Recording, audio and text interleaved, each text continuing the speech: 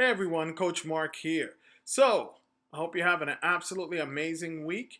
And the title of this week's video is called Turning Your Frustration into Fortune. That's right, I said it, turning your frustration into fortune. Over the last few years, I have studied every single successful entrepreneur, all the billionaires, all the super millionaires, and I can tell you this, the majority of them made their success, made their riches by turning something that frustrated them into their fortune. Now, I'm not sure if you listened to my power and a half hour call this week. If you haven't, I highly suggest that you go back and listen to it. And in it, I talked about two different people, two different sets of people. First was a guy named Dal Lamagna. Now, Dal, he was he went to school for business. He was an entrepreneur. By the time he graduated, he had started all these different businesses and failed at every single one of them. When he got to about age 32, I think he was about $150,000, $180,000 in debt just from starting different businesses, and he failed at every single business.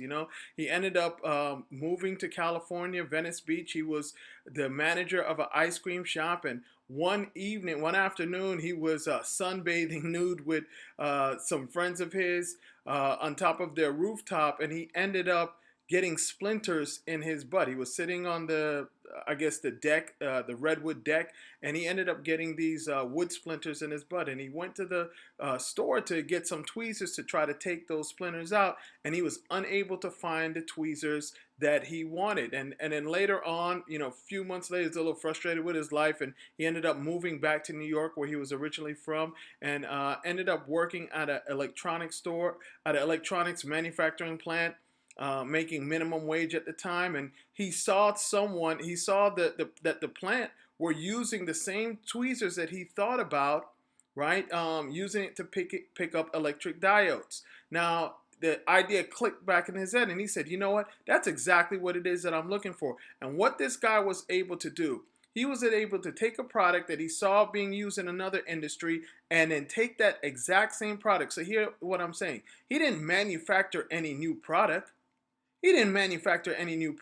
All he did was take an existing product and then sell it to another market, right? And all of that was born out of his frustration because he had these splinters in his butt that he couldn't get out because he couldn't find the right tweezers for it.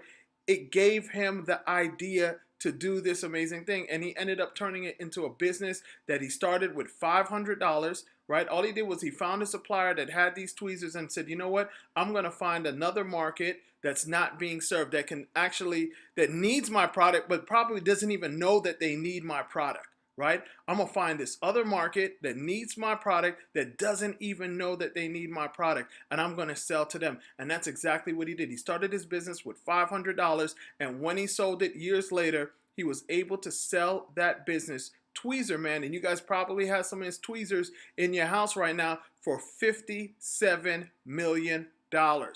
He turned his frustration into fortune. The next set of people that I talked about in the power and a half hour call was Racheal and Andy Berliner.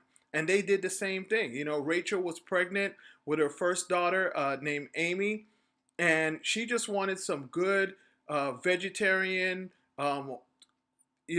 frozen foods, and her husband went to the store to go and find some food in the frozen food department, and they couldn't find anything that was vegetarian, that was to the standard that they were looking for. So they said to themselves, you know what? Since what it is that we're looking for isn't out there, I'm sure that we're not the only people that are out here that are looking for this same thing. Why don't we produce that product? And they ended up doing that. They started off by creating these pot pies and selling them, and they turned that business, a business that they started maybe about 30 plus years ago, and a little less than 30 years ago, they turned that business into, right now, they are generating over $500 million a year. And all of it came because they were frustrated. What it was that they were looking for, they couldn't find it on the market. And they said, you know what? If we have a need for this, there's probably plenty of other people out there that have this same need. And if we need it, they need it. So let's go ahead and serve that market. They turned their frustration into fortune. Even myself, and I'll share with you my story.